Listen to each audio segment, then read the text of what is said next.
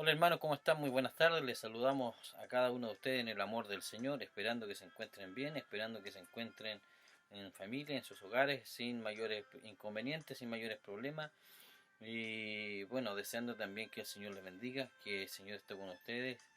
Si están en alguna aflicción, tristeza, pena, el Señor les acompañe. Y precisamente por eso que estudiamos la palabra, es precisamente por eso de que llegamos a ustedes por medio de las epístolas, las cartas, los estudios, y le invitamos a ser parte de esto, de los estudios de la Academia Bíblica de la Iglesia Alianza Cristiana Misionera de acá de Labranza y también Fundo el Carmen.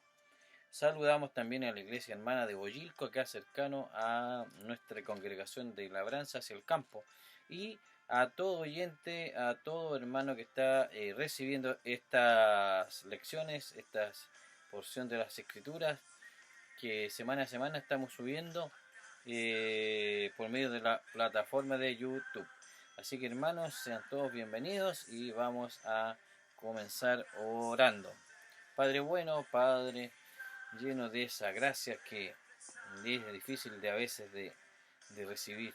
Es difícil de recibir por medio de otras personas, más Señor, si lo hacemos es porque tú tienes, Señor, ese amor en las personas que les has entregado y has permitido, Señor, también que hayan conocido tu vida, hayan conocido, Señor, el fundamento principal, que es la roca, que es Jesucristo, en la cual estamos nosotros también edificando. Gracias, Padre. Oramos, Señor, en ese sentido, que tú seas quien nos ayude para poder edificar bien, para poder, Señor, estar firmes, Señor, cuando vengan la dificultad y los problemas, Señor, podamos estar ahí firmes, Señor, en tu roca. Gracias, Señor. Permite que estos estudios, estas lecciones sean de bendición para cada uno de los hermanos oyentes, sea del lugar de donde se encuentren. Sabemos, Señor, que hay hermanos que están fuera, en otros países, en otras regiones, en otras naciones, y oramos para que tú bendigas aquellos países, Señor, hermanos, también, donde se proclama el Evangelio. Gracias en el amor de Jesús. Amén. Bien, hermanos, vamos a seguir y continuamos con nuestra lección ahí en el capítulo 3, versículo 8 al 17 de Gálatas, y vamos a leer vamos a leer prontamente. Perdón. Dice así: y la escritura, previendo que Dios había de justificar por la fe a los gentiles, dio de antemano la buena nueva a Abraham, diciendo: en ti serán benditas todas las naciones. De modo que los de la fe son bendecidos con el creyente Abraham, porque todos los que dependen de las obras de la ley están bajo maldición, pues escrito está: maldito todo aquel que no permaneciere en todas las cosas escritas en el libro de la ley para hacerlas. Y que por la ley ninguno se justifica para con Dios es evidente, porque el justo por la fe vivirá, y la ley no es de fe, sino que dice que el que hiciere estas cosas vivirá por ellas. Cristo nos redimió de la maldición de la ley, hechos por nosotros maldición, porque escrito está: maldito todo el que es colgado en un madero, para que en Cristo Jesús la maldición de Abraham alcanzase a los gentiles, a fin de que por la fe recibiésemos la promesa del Espíritu. Hermanos, hablo en términos humanos: un pacto, aunque sea de hombre, una vez ratificado, nadie lo invalida ni le añade. Ahora bien, a Abraham fueron hechas las promesas y a su simiente. No dice y a las simientes, como si hablase de muchos, sino como de uno.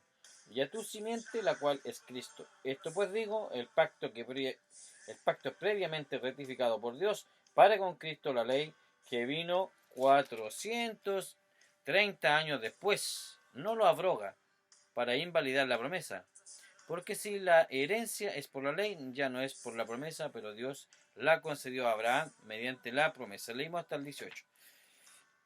Entonces, hermano, continuamos y continuando con este estudio. En el capítulo 3 ya decíamos que en el versículo 8 estuvimos observando que Abraham era una de las mejores ilustraciones de la justificación por fe, y se destaca en la escritura en todas partes como la ilustración principal, ya que podemos apreciar a Abraham fue justificado por fe, dice, mucho antes de haberse dado la ley, y en realidad ocurrió como 400 años antes que la ley fuese mencionada. Creemos entonces que nadie pueda decir que él fue justificado por la ley de Moisés, y en realidad nadie puede decir eso. Por tanto, como usted y yo confiamos en que en Cristo, estimado hermano oyente, somos salvos de la misma manera que Abraham fue salvo. Eso quiere decir que somos salvos por creer y confiar en Cristo como nuestro Salvador personal. Versículo 8 dice la Escritura: previendo que Dios había de justificar por la fe a los no judíos, dio de antemano la buena nueva a Abraham, diciendo: en ti serán benditas todas las naciones. Bien, si la fe sin obras era suficiente para Abraham, ¿por qué íbamos a desear nosotros algo diferente? Y si la bendición para Abraham no fue debido a las obras que demandaba la ley, sino a causa de su fe, ¿por qué entonces íbamos a volvernos nosotros de la fe a las obras de la ley? Ya hemos leído que Dios predicó el Evangelio a Abraham, y cuando y lo hizo, bueno, la ilustración que usamos en nuestra lección anterior fue la cita que tomamos en el capítulo 15 de Génesis, y eso fue el comienzo de la vida de Abraham. Y ahora veremos que Pablo se refirió a un hecho que tuvo un lugar cerca del final de su vida de fe, y registrado ahí en Génesis 22, en el versículo 17, dice: después de haber ofrecido a Abraham a su hijo Isaac sobre el altar. Entonces en realidad estuvo muy cerca de consumar ese acto de sacrificio, y usted recordará, pero Dios lo detuvo, y Dios consideró la actitud de Abraham como si él hubiera realizado el sacrificio, porque él había demostrado que tenía fe en Dios, creyendo que Dios resucitaría a Isaac de los muertos. Como nos dijo el escritor de Hebreos 11:19, ahora observemos la respuesta de Dios al acto de fe de Abraham, registrada en Génesis 22:15 al 18. Dice: llamó el ángel del Señor a Abraham por segunda vez desde el cielo y le dijo: por mí mismo he jurado, dice el Señor, que por cuanto has hecho esto y no me has usado a tu hijo, tu único hijo, de cierto te bendeciré y multiplicaré tu descendencia como las estrellas del cielo y como la arena que está en la orilla del mar. Tu descendencia se adueñará de las puertas de sus enemigos. En tu simiente serán benditas todas las naciones de la tierra, por cuanto obedeciste a mi voz. Aparentemente en ese momento Dios predicó el Evangelio a Abraham, porque el ofrecimiento de Isaac fue una de las mejores figuras del ofrecimiento de Cristo, y aunque Dios evitó el sacrificio del hijo de Abraham, no hizo lo mismo con su propio hijo, sino que le entregó por todos nosotros. Nos referimos a Jesucristo. Ahora, lo importante que debemos de notar en la vida de Abraham es que este hombre obedeció la voz de Dios, estuvo dispuesto a ofrecer a su hijo cuando Dios se lo ordenó, y cuando, estando a punto de ofrecerlo, Dios le detuvo. Él se detuvo obedeciendo la voz de Dios. Con su acción demostró que tenía fe en Dios, y nuevamente creyó en Dios, y se le tomó en cuenta como justicia. Hay algunas personas que se preocupan porque piensan que hay una contradicción de la escritura entre lo que dijo el apóstol Pablo sobre Abraham y lo que Santiago dijo en el 2:20 y 21. Capítulo 2, versículo 20 y 21 dice: pero ¿quieres saber, hombre vano, que la fe sin obra está muerta? ¿No fue justificado por las obras de Abraham, nuestro padre, cuando ofreció a su hijo Isaac sobre el altar? Sin embargo, Santiago continuó diciendo en el versículo 22: ¿no ves que la fe actuó juntamente con sus obras, y que la fe se perfeccionó por las obras? Juan Calvino lo decía de esta manera: solo la fe salva, pero la fe, que salva no está sola. En otras palabras, la fe que salva es una dinámica, es una fe dinámica, una fe vital que nos lleva a realizar obras. Esperamos entonces usted que entienda que Santiago no estaba hablando sobre las obras de la ley. Santiago estaba hablando de las obras de la fe, porque la fe produce obras. Esta idea que lleva a afirmar que las obras te salvan es como poner el carro delante del caballo, y casi podríamos decir que algunos incluso ponen el caballo en el carro. Es importante entonces recordar que la fe conduce a las obras, como sucedió en el caso de Abraham, y Dios puede ver nuestros corazones. Él sabe si nosotros hemos confiado en Cristo como Salvador, o si no los hemos hecho. Él sabe si somos o no genuinos, miembros de la iglesia o no, porque se puede engañar a la gente con una apariencia de devoción al Señor, pero a Dios no se le puede engañar. ¿Por qué? ¿Por qué no ser entonces un creyente auténtico y al mismo tiempo disfrutar de la alegría de la vida cristiana? En todo caso, no hay que fingir, y lo más respetable delante de Dios y los demás que nos conocen es que cada uno se muestra tal cual es. Merece la pena entonces confiar en el Señor Jesucristo como Salvador y entonces ser un auténtico cristiano y vivir una fe viva, dinámica, que producirá obras. Una lectura cuidadosa del pasaje de Santiago 2 revela que Santiago usó la historia de Abraham para mostrar que la fe sin obra está muerta. Esta fue la última parte de la historia de Abraham porque en realidad fue la última vez que Dios se le apareció. No fue la porción de la Biblia a la que Pablo se refirió aquí en su epístola a los Gálatas, cuando dijo que Abraham fue justificado por fe. Pablo dijo que la fe era suficiente y probó su afirmación de la historia de Abraham registrada en Génesis 15. Entonces Santiago dijo que la fe sin obra estaba muerta y lo probó refiriéndose a la historia de Abraham relatada en el capítulo 22 de Génesis que acabamos de leer. Ahora las obras de las cuales hablaba Santiago no eran las obras de la ley, dijimos porque la ley aún no se había dado durante la época de Abraham. Entonces, hermanos, no hay contradicción cuando uno examina pasajes como los que escribieron Pablo y Santiago. Ambos estaban diciendo lo mismo. Uno estaba mirando a la fe al principio y el otro estaba mirando a la fe al final de la vida de Abraham. Uno estaba mirando a la raíz de la fe y el otro estaba mirando el fruto de la fe. La raíz de la fe se explica con la frase: la fe sola te salva, pero la fe salvífica producirá fruto, es decir, buenas obras. La fe entonces produce buenas obras. Usted no puede tener fe y no producir obras.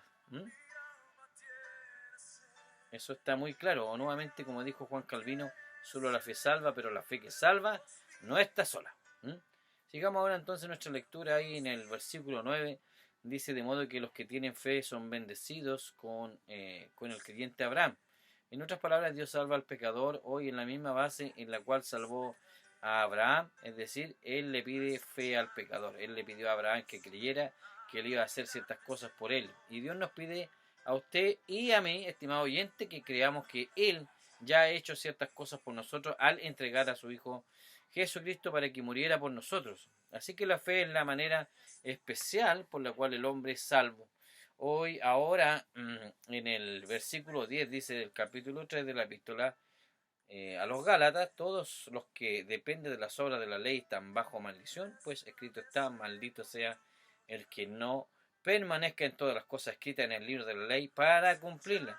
Entonces la expresión importante aquí es el que no permanezca. Estamos dispuestos a conceder que quizá haya días en la vida en los cuales uno se siente muy bien, con un excelente estado de ánimo y la sensación de que todo lo que le rodea marcha razonablemente bien, sin tropiezo, porque uno cree estar viviendo bajo la voluntad del Señor y entonces uno tiene la sensación de que Dios aprueba lo que estamos haciendo y en consecuencia recibe la bendición de Dios. Pero consideremos lo que dice este versículo: maldito sea el que permanezca en todas las cosas escritas en el libro de la ley para cumplirlas.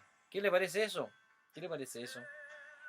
¿Cumple usted las demandas éticas de la ley las 24 horas del día, los 7 días de la semana y las 52 semanas del año, en su pensamiento, en su hablar, en sus acciones?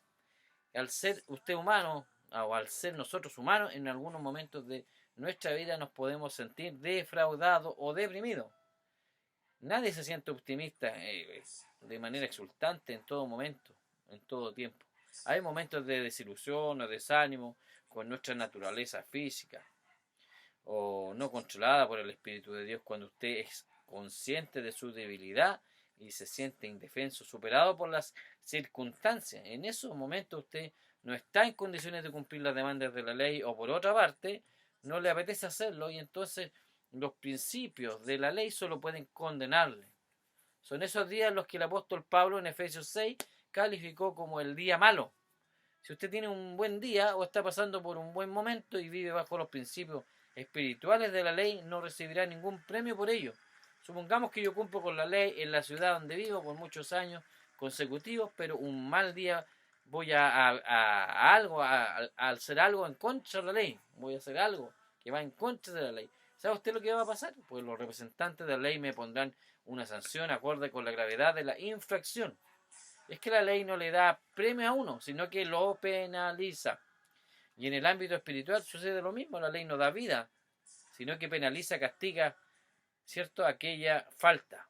Sin embargo, la fe, estimado oyente, le da a usted vida. En el versículo 11 del capítulo 3, acá de Gálatas, dice, y por la ley nadie se justifica ante Dios, es evidente, porque el justo por la fe vivirá. Incluso el Antiguo Testamento enseñó que el hombre era salvo por la fe. Nunca dijo que alguien que fuese salvo por cumplir la ley.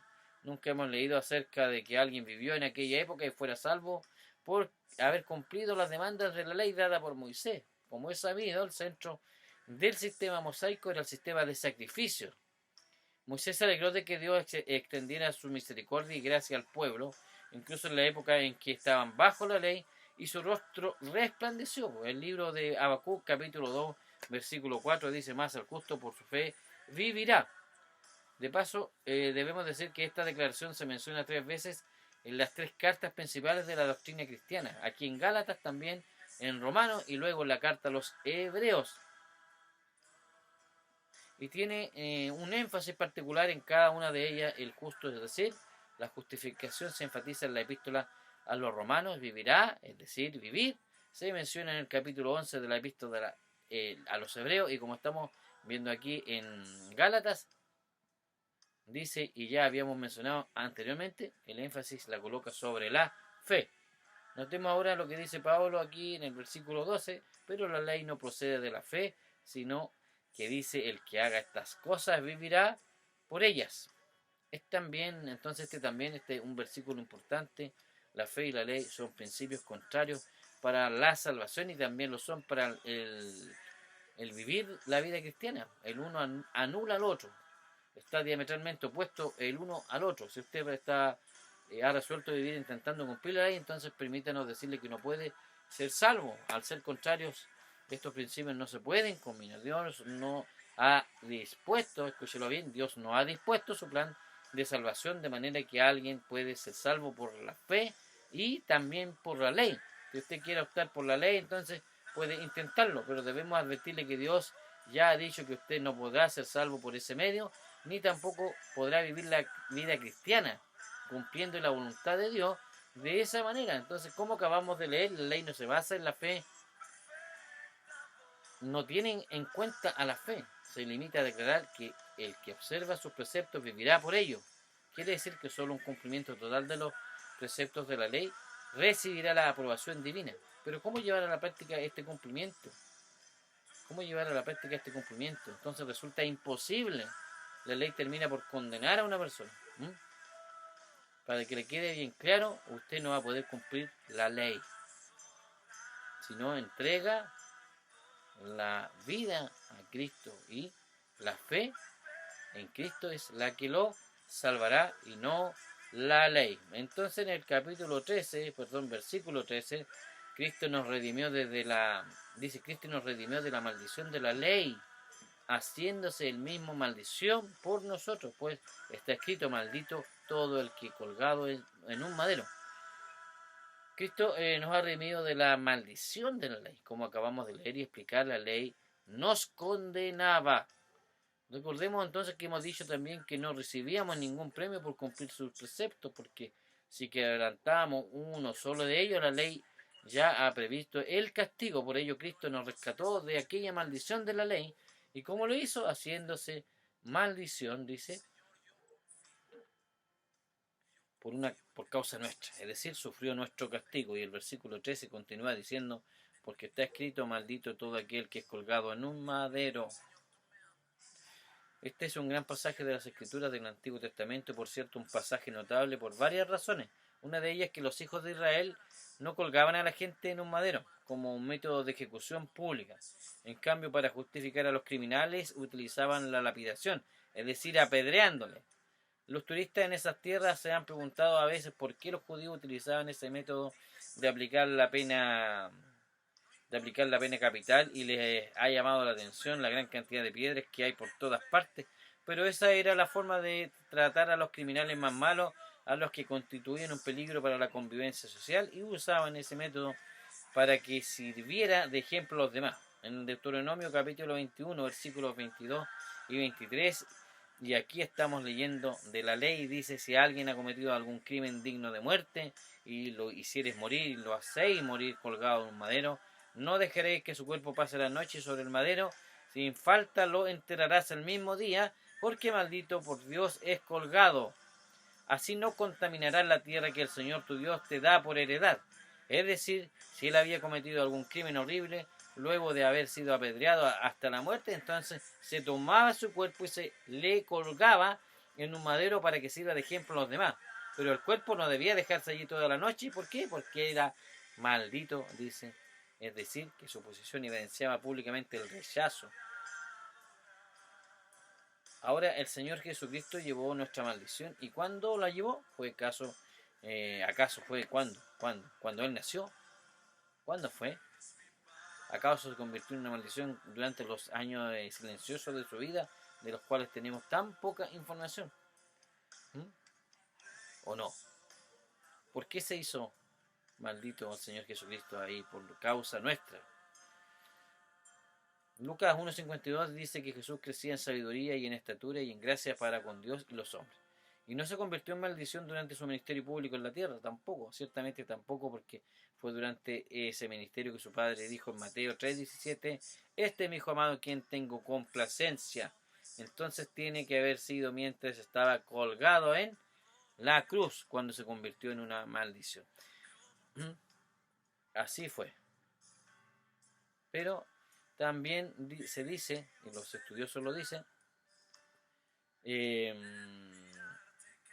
que no fue durante las primeras horas de la cruz, porque cuando Él se ofreció en sacrificio no había mancha ni imperfección en Él. Fue durante entonces las 3 últimas horas de la cruz cuando Él se convirtió en una maldición por nosotros. Fue entonces cuando, como dijo Isaías 53:10, Dios quiso quebrantarlo, oprimirle con el sufrimiento. Él convirtió su alma en una ofrenda por el pecado. Fue objeto de la maldición de Dios. Fue rechazado, abandonado y desamparado.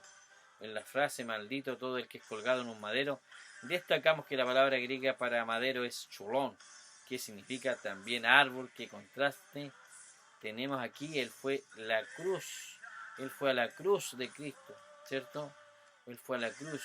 Fue colgado de un madero, el árbol de la muerte, para que pudiera convertirlo para usted y para mí en un árbol de la vida.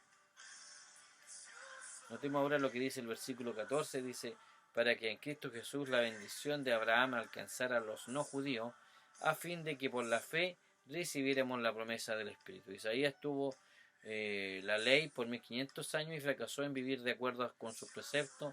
En Hechos 15, Pedro de hecho dice que ellos y sus antepasados no habían sido capaces de cumplir la ley, por lo tanto era absurdo pretender imponérsela a los no judíos. Si ellos no habían podido obedecerla, los otros pueblos no judíos tampoco podrían. Así que Cristo ocupó nuestro lugar para que nosotros pudiéramos recibir lo que la ley nunca podría lograr.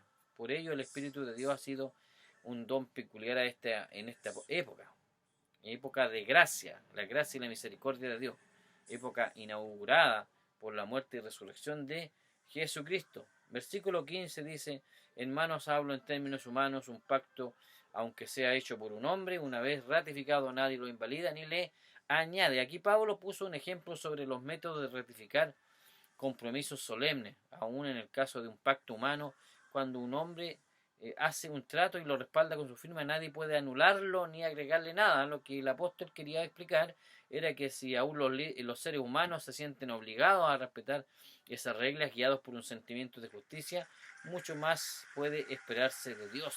Quizás el apóstol quiso enfrentarse a la falsa suposición de los judaizantes de la ley, o de que la ley de Moisés habría condicionado el pacto de Dios con Abraham, limitando sus beneficios a las personas que estuvieran ceremonialmente puras. Leamos el versículo 16 de este capítulo 3, dice, ahora bien, a Abraham fueron hechas las promesas y a su descendencia. No dice y a los descendientes como si hablara de muchos, sino como de uno, dice, y a tu descendencia, la cual es Cristo. Dios llamó a Abraham y le prometió convertirlo en una bendición para el mundo, y lo hizo por medio de Jesucristo. Un descendiente de Abraham, Cristo fue entonces el que trajo la salvación para el mundo. La palabra descendencia se refiere específicamente a Cristo. Aquí es oportuno recordar las palabras de Cristo mismo en Génesis 22:18 y ahí en Juan 8:56, cuando dijo, Abraham vuestro padre se regocijó al pensar que vería mi vida, y lo vio, y se alegró Y el versículo 17 del capítulo 3 de Gálatas, del cual estamos estudiando, dice esto: pues digo, el pacto previamente ratificado por Dios en Cristo no puede ser anulado por la ley, la cual vino 430 años después. Eso habría invalidado la promesa. Entonces Dios hizo una promesa, un pacto con Abraham. Cuando al avanzar la historia llegó la ley 430 años después, no cambió nada relacionado con las promesas hechas a Abraham. Y en realidad Dios nunca falta a su palabra, nunca incumple sus promesas.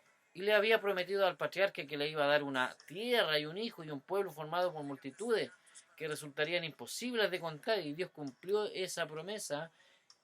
Y Abraham provino de la nación de Israel y otras naciones. Pero las promesas fueron transmitidas por medio de Isaac, cuya línea de descendencia condujo al Señor Jesucristo. Llamado la descendencia en el versículo 16, Dios también le prometió a Abraham que le convertiría en una bendición para todos los pueblos de la tierra. Entonces, estimado hermano oyente, la única bendición que el mundo puede recibir está en Cristo. No creemos que en el mundo esté en condiciones de ofrecerle un trato beneficioso. Pero el Señor Jesucristo ha sido provisto para usted como el don supremo que Dios ha concedido. Y Él ha prometido que salvará a aquellos que confíen en Cristo. ¿Acaso no querrá ser usted uno de ellos? ¿Querrá ser usted uno de ellos aquí en el Señor salve a los que confían en Cristo? ¿Quiere ser salvo? Tiene que confiar en Cristo y ser parte de la promesa. Parte de la promesa. Bueno, que el Señor bendiga esta lección, esta porción de su palabra que hemos estudiado, y vamos a ir a algunas preguntas que tenemos, ¿cierto? En nuestro libro de estudios, que dice el mensaje de Gálatas. Mensaje de Gálatas de John Stott, dice acá, vamos a ir rápidamente a algunas preguntas. Dice, ¿cómo contrarresta el apóstol esas ideas? Cuando Pablo ahora se remite al Antiguo Testamento y al parecer los falsos maestros sostenían que para ser verdaderos hijos de Abraham, los gentiles convertidos a Cristo debían obedecer la ley judía y en consecuencia, por ejemplo, someterse a la circuncisión. Entonces la pregunta es, ¿cómo contrarresta esto el apóstol? Dice así, está la respuesta en el versículo 10. En el capítulo 3, versículo 10, dice: todos los que viven por las obras que demanda la ley, vamos a darle la respuesta, todos los que viven por las obras que demanda la ley están bajo maldición, porque está escrito: maldito sea quien no practique fielmente todo lo que está escrito en el libro de la ley. Ahora bien, es evidente que por la ley nadie es justificado delante de Dios, porque el justo vivirá por la fe. La ley no se basa en la fe, por el contrario, quien practique estas cosas vivirá por ellas. Cristo nos rescató de la maldición de la ley al hacerse maldición por nosotros, pues está escrito: maldito todo el que es colgado de un madero. Así sucedió para que por medio de Cristo Jesús la bendición prometida a Abraham llegara a las naciones, para que por la fe recibiéramos el Espíritu Santo según la promesa. Y otra pregunta más vamos a hacer por ahora, dos solamente. Dice, al final está, ya acá está. Pablo utiliza citas del Antiguo Testamento para respaldar su argumento y ahora desglosa las dos alternativas que había mencionado en el capítulo 2, versículo 16. Dice, porque todos los que viven por las obras que demanda la ley, y ahora vuelve a preguntar lo mismo, se encuentran en problemas. ¿Por qué todos los que viven por las obras que demanda la ley se encuentran en problemas? La respuesta la tenemos acá. Hay que buscarla, sí, hermano, no es que esté textual, sino que hay que buscarla en la Biblia. En la respuesta anterior está del versículo 10 al 14 en el capítulo 3 de Gálatas, y ahora tenemos la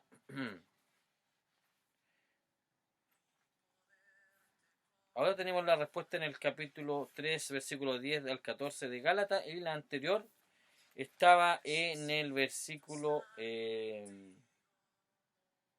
ya estaba en el versículo más o menos 7, 8 y 9, perdón. 8 y 9, estaba por ahí, ya, del capítulo 3. Y acá tenemos esa pregunta realizada ya. ¿M? ¿Por qué todos los que viven por las obras que demanda la ley se encuentran en problemas? ¿M?